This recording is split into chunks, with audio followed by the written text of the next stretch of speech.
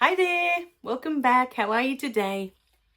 So in this beautiful video, I was asked to share what happened on Friday. So on Friday, I wasn't going to do the live stream because I'd had my beautiful friend, I had her funeral the day before on the Thursday. And I felt within myself that it wouldn't be fair to do the live stream on the Friday, because I thought I was going to be so engrossed in my human experience of what I was feeling for this friend that I wouldn't be able to allow the flow through of what Spirit wanted to say. And the beautiful gift I was given on that day, and this message is for you today, is that when we share, it is all Spirit. Spirit was talking to me. It was talking through me to you on Friday with what I was going through with this beautiful friend. I didn't realize that we were friends until I was sitting there in that church. And I could see her clearly above her beautiful casket. And I could see her with these beautiful white wings. And I hadn't realized up until that point that she was an angel here on earth. But as I looked around this church, there were so many people. This church was full. There would have been at least 80 to 100 people in there. All of them admired her. All of them loved her. There was so much love in this church.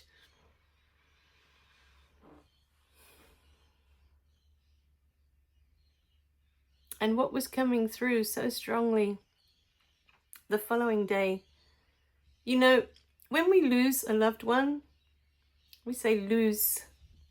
We no longer have them here in physical form. We can't communicate with them. We can't hug them, although she wasn't much for hugging and kissing. She didn't like being touched. This beautiful friend that I have. You know, so that wasn't a big thing for her. But for many, it is. Being hugged, being kissed, being held, you know, all these beautiful things that we can do in our human experience with our loved ones. But what happens, and I thought this is what was going to happen that morning, that Friday. We go through in our mind and we start to replay all the moments that we feel we let that person down. All the moments we feel we should have been there. All the moments we feel we should have supported them. We should have done better. Should. There's all these shoulds that get in the way. I should have done better. I should have done more. I should have let her know that I loved her. I never told her, not once. I didn't feel it was my place. And this was the lovely lady that I take care of throughout the week. You know, in the work that I do. For so long, I saw her as work, as my job, that this is what I do for work, for money. And it wasn't until she passed that I was sitting there and I could see her in her angelic state. And she's smiling at me. And I realized in that moment, we were friends. She saw me as a friend. She trusted me and I trusted her. And we shared so many beautiful stories, as you do with friends. We shared birthdays, we shared holidays, Christmas. And on that Friday, I thought, I'm going to start beating myself up of all the times that I could have spent more time talking to her. All the times that I could have had more patience with her. I could have been more compassionate. I could have been kinder. All the times I should have stepped in to assist. But there's a fine line when you're working with people that have, say, dementia or Parkinson or disability of any kind. As a carer, you don't want to take away from their human experience. If there are things that they can do for themselves, especially as she's you know, a person with dementia or Parkinson has had a whole life beforehand where they've done everything, especially if it's a woman and it's a mother. She's done everything. She's done the cooking, the housework, the maintained. This is, you know, the role of a mother in a home, the housewife. We are so used to doing everything. And then disease kicks in, and all of a sudden we find ourselves, there's so many things we can no longer do. But I felt my place as a carer was to maintain her human dignity, that where she could do things for herself, that I had to allow that. Because when we step in and we force ourselves on others of, you know, trying to help them get dressed or trying to help feed them or trying to, we're not allowing them the human dignity that maybe they want to do it for themselves, because for so long they've been doing it for themselves. And it feels to them like you're taking away from them, like you're treating them like they're less, like they're not capable. So I know in my heart that I never did that. I never do that with any of the people that I care for. If I see that they can, it doesn't matter how it looks. If I see that they can feed themselves, I don't care how messy it is, I let them feed themselves. It's all right, it doesn't matter. But to them, it's important. Because for so long, that's what they did. If they can walk on their own unassisted, I allow them that dignity. It makes them feel better. I've been doing this my whole life. This is what I want to do. I want to be able to walk unassisted without you holding my arm, without you doing it for me. If I want to get up to get something from the fridge, give me that space. Let me do that for myself. So, you know, there's moments that you think, maybe I should have, maybe I could have. We can do that all day long. Beat ourselves up for all the things we didn't do, for all the things we didn't say. But it doesn't change. It doesn't change what did happen. It doesn't change the relationship you had with this person or that you have. Because even though they've passed, as we've said so many times, they don't stop existing. They just change form. They're still there.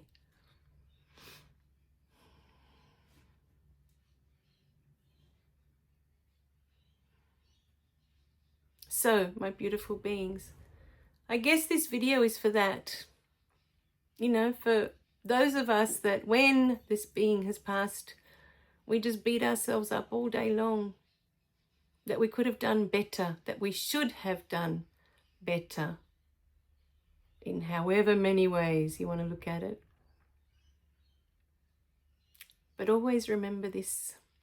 Always. When you go there and you start beating yourself up and you go into that space, that person was serving you in your human experience. And at the same time, you were serving that person in their human experience.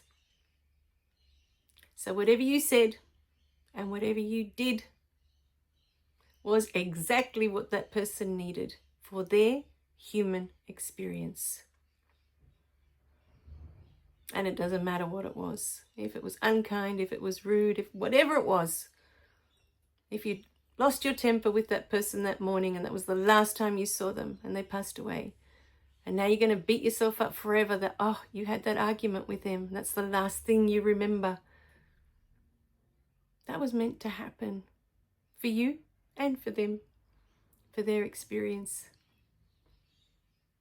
Nothing is coincidence. Nothing is an accident. Nothing that you say, nothing that you do. And that goes for everything else in this world. this beautiful friend that just passed away over the weekend, as I meditated over why I felt more of a loss when she passed away than my uncle. My uncle passed away a year ago, and when he passed away, you know, he was like a second father to me. I grew up with him. And I remember I wasn't upset, more than angry at how things unfolded, you know, at the time. And then I realized it was easier to be angry than to accept that I was never going to see him physically in this reality again. I was never going to receive one of his huge hugs, you know, and he was so beautiful to talk to. And I would never have one of those moments again in this physical reality. I wouldn't be able to hear his voice, you know. All those little things, the human things that we love so much. But I was baffled on Friday that I felt more affected by her death than by my uncle's. And then I sat with it over the weekend of why am I more affected? And then I realized, of course, the last 5 years I have seen her every day, Monday to Friday. It was just weekends I wouldn't see her. But every day, Monday to Friday, for the past 5 years, I've seen her. She's part of my routine. Just like my daughter, I see her every day. My husband, I see him every day. The people that you see every day, they're the ones that are harder to let go of. My uncle, I hadn't seen him for at least a couple of years. And even before that, I didn't see him all that often. I mean, maybe 2-3 times a year, 4, if I was lucky. But they live far away, and we have lifestyles were just, you know, it just wasn't part of our life anymore, being with them all the time like we were. So it wasn't that, you know, how can my uncle mean less than, or whatever it was. It was just that I had spent a lot more time with her in the last 5 years. And to me, not being there towards the end when my uncle passed, it almost makes it feel like it hasn't happened. It's not real. There's always that, you know, that's how it feels every time someone passes away that you love, but you're not actually with them constantly, you know, or you hardly see them anymore. Like my parents, they're overseas at the moment. For me, it will be surreal to hear news that one of them has passed because I never see them, you know. And now they're not talking to me. It's even, I can't even FaceTime or WhatsApp them to have a chat like we used to, you know. But, yes, that's the information that wanted to come through for this video. That when our loved ones pass, it's okay to feel all that. It's okay to feel the guilt. Don't beat yourself up that, oh, I shouldn't be feeling this either now. You know, that I'm beating myself up over all the things I should have said and could have done better and should have done better and all of that, you know. That I shouldn't have argued with them before they passed away. That's the last thing I said to them. All of that. Yes, you can go through that process. Please do. Please do. It's part of your humanness. Don't deny yourself that either. You know. But know in your heart that whatever was said, however you did things, was meant to be that way. I know, because as I was watching her the day of the funeral, she had this huge smile on her face of gratitude as she looked at me. And I knew in that moment that the relationship that we had, that she appreciated everything that I had done. Everything that I had said was perfect for her human experience. So, my beautiful beings, this is the truth of our existence. That whatever you say, whatever you do, is perfect. Because it is who you are in that moment. It's who you are. And it's not wrong or right. It's not good or bad. It's just who you are. It's that simple. And it's that beautiful. I love the simplicity of it. So, my beautiful beings, it's okay. Whatever you said was perfect. Whatever you did was perfect for that person. Whatever they said was perfect for you. Whatever they did was perfect for you. And my dog agrees. There she goes. She's going, yes, I agree. All right, my beautiful beings, I'm going to leave you with that beautiful message for today. They know, your loved ones know everything that is in your heart. Everything. They know that you love them. They know that you loved them. They know. I love you guys. Remember to click like and subscribe so you don't miss any of the messages. And talk to your loved ones. They're there, they can hear you. Talk to them. Even if you can't feel their presence, they are there. They're always with you. As soon as you think of them, as soon as you say their name, they're there.